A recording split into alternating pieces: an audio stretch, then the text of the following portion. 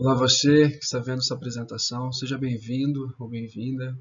Me chamo Fernando Igni Rocha, sou discente de doutorado do Programa de Pós-Graduação em Agronomia e Ciência do Solo, da Universidade Federal Rural do Rio de Janeiro. Sou orientado pelo pesquisador Ederson Jesus, da Embrapa Agrobiologia, e coorientado pelo pesquisador Venceslau Teixeira, da Embrapa Solos. Hoje eu venho apresentar um breve recorte do que eu tenho desenvolvido em minha tese de doutorado, nesse resumo, intitulado de Relação Actinobactéria-Protobactéria reflete o gradiente de mudança de uso do solo na Amazônia Ocidental Brasileira. Como ciência de todos, a Amazônia é um bioma extremamente importante por sua alta biodiversidade e manutenção de recursos essenciais para a humanidade.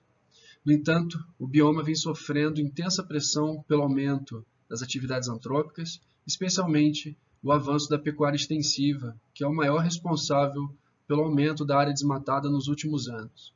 A mudança de uso da terra altera diretamente a diversidade, estrutura e composição das comunidades microbianas do solo e, consequentemente, as funções ecológicas associadas a esses organismos, como, por exemplo, o sequestro de carbono.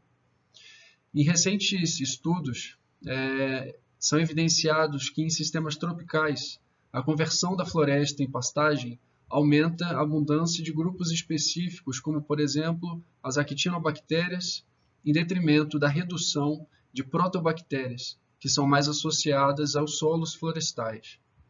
Baseado nisso, nosso trabalho visou estudar se a relação actinobactéria-protobactéria pode ser utilizada como um potencial indicador microbiológico da mudança de uso da terra em diferentes regiões da Amazônia Ocidental brasileira. Nosso estudo foi desenvolvido em áreas de conversão floresta-pastagem em 3 regiões ao longo dos estados do Acre e Amazonas.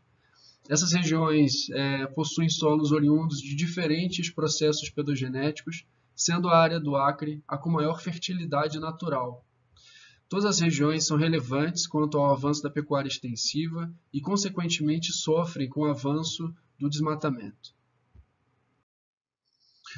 O solo coletado, tanto em floresta e em pastagem, foi coletado utilizando transectos de 250 metros, com 5 pontos equidistantes, onde em cada ponto foram coletadas 4 amostras simples para formar uma amostra composta.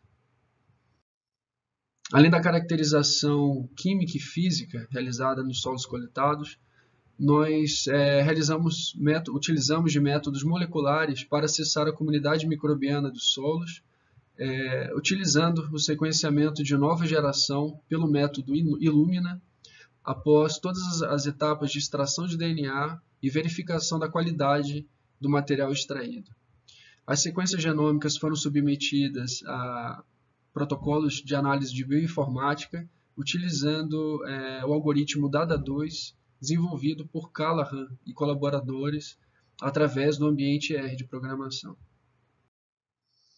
Brevemente, o que os resultados do nosso trabalho indicam é que a relação entre a abundância relativa de actinobactéria e protobactéria foi capaz de representar alteração nas condições edáficas pela conversão da floresta em pastagem, e após a análise de variância, nós observamos diferenças significativas entre os valores para floresta e pastagem, em 4 das 5 regiões estudadas, como apresentado no gráfico A, o que se apresenta consistente, haja visto a alta variabilidade dos solos encontrados nas regiões de estudo. A correlação de Spearman apontou relação negativa entre a abundância relativa de actinobactéria e de protobactéria, como mostrado no gráfico B, o que dá robustez para sua utilização como indicador microbiológico. E, finalmente, a relação actinobactéria-protobactéria seguiu correlacionada positivamente com o aumento dos valores de pH do solo, evidenciando sua capacidade de refletir as alterações causadas pelo aumento do gradiente de fertilidade do solo, pela mudança na composição das variáveis edáficas no manejo do solo entre florestas e pastagens. Como conclusão, nós temos que a relação actinobactéria-protobactéria foi capaz de refletir os efeitos da conversão da floresta em pastagem, podendo ser testado como indicador de mudança de uso da terra em estudos de ecologia microbiana, e que alterações na abundância de grupos dominantes do microbioma do solo podem implicar em perdas de serviços ecossistemas importantes para a manutenção da biodiversidade em sistemas tropicais.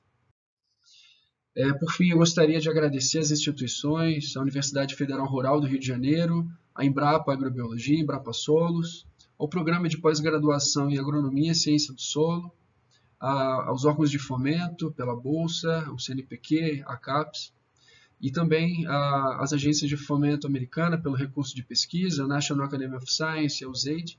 E, por fim, gostaria de me colocar à disposição para qualquer pessoa que queira discutir alguma questão do trabalho. Aqui eu deixo o meu e-mail.